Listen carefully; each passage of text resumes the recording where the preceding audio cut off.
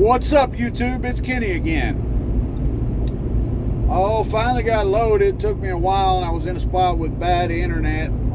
Tried to make this video, but it was taking forever to upload, so I just decided to go ahead and record it again. So I wanted to talk about what I did. Made some moves. Before we get started, I'm not a financial advisor. I'm just a truck driver driving across the country, researching and trading stocks, and I will not be held responsible for any moves you make in the stock market. Not ever. I am not your mama. Do your own research. So, first of all, I did buy more cryptocurrency. Okay, in the cash account, I averaged up in Bitcoin and Ethereum. Brought my contribution size in each of those to $500. It was just like it was a $200 more in Ethereum and another $100 in Bitcoin, and then I put $100 into SHIB, and then in the Roth IRA I got some GBTC and ETHE. I can't remember off the top of my head how many shares of each. Cash is dwindling down in the Roth IRA. So we're down to about $600 available to deploy.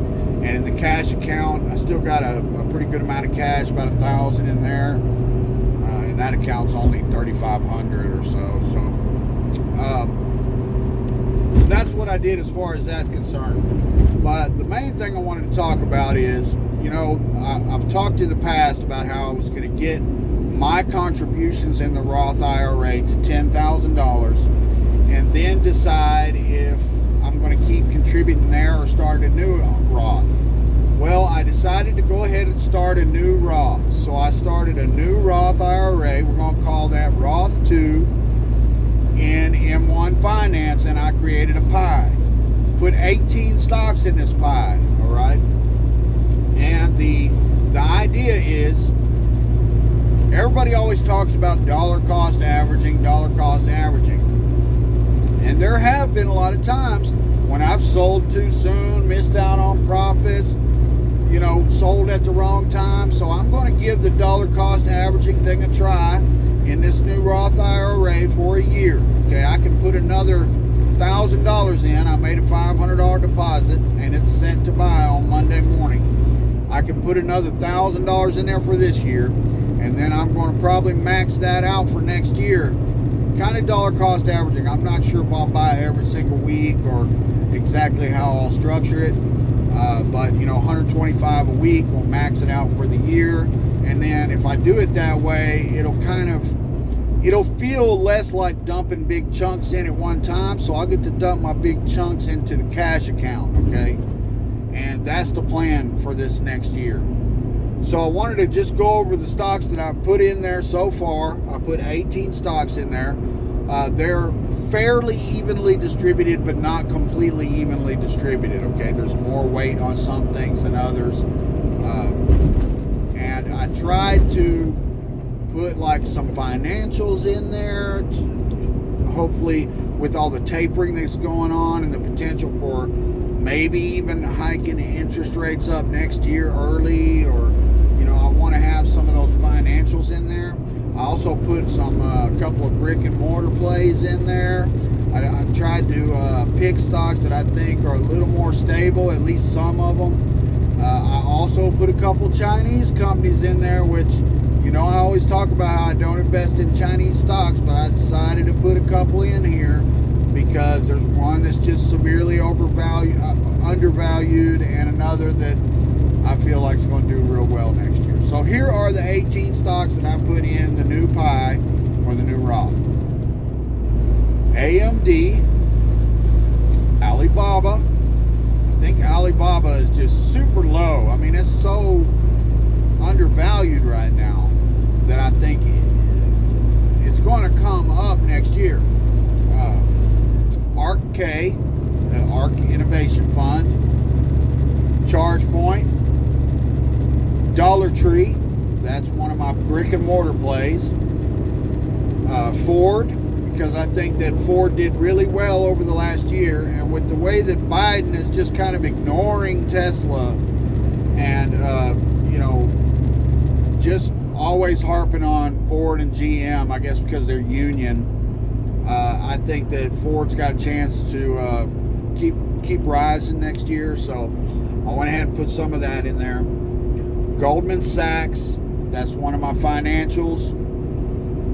Intel. Now, Intel is not a real popular semiconductor stock, but they've talked recently about kind of expanding out of the, pigeonholed kind of area that they're in and trying to take advantage of this semiconductor shortage through expansion and stuff. And so I think there's a possibility they could put out some really good news and next year and do well. The ETF TAN, that's a solar ETF. I feel like solar has a chance to do really good next year. And that has Enphase in it and Solar Edge and some other stuff. Microsoft is a stock that I like, a stock that we're up pretty decent on in the YouTube account. Morgan Stanley, another financial play. NEO is the other Chinese stock I put in there. I feel like NEO is doing a lot of expansion, and I think that now it might be a good time to start putting some money in it. Nvidia.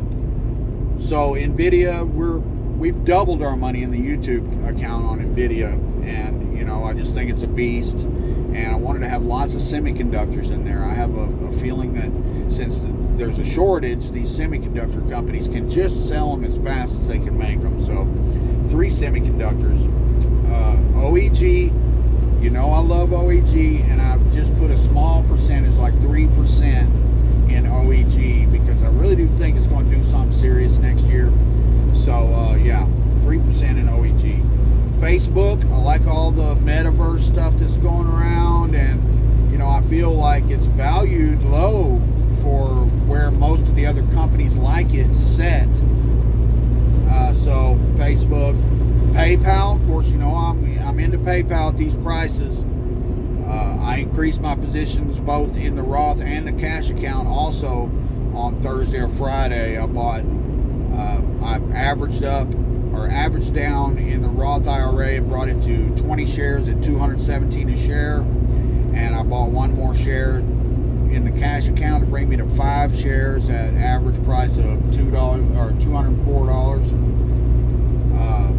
And then Starbucks is my other brick and mortar play, and of course Tesla. Got some Tesla in there, and a few of these like Tesla, and I don't really remember right off the top of my head, but Tesla was one of the ones that's got a little bit of a higher weight in the portfolio. And those are the 18 stocks that I put in there, guys. Now, I'm sure that I will add more stocks to that pie as things go on, as the year goes on, and we see how things are playing out. But for right now, I feel like that's fairly balanced and kind of diversified.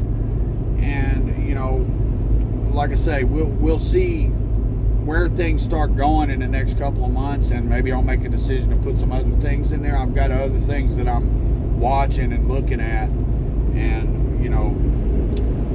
and I'll update you as it goes. So as it stands, my contributions to the Roth IRA have now hit $10,000. I'm going to use that account to do any kind of swing trading or any kind of shorter term trades that I want to do in.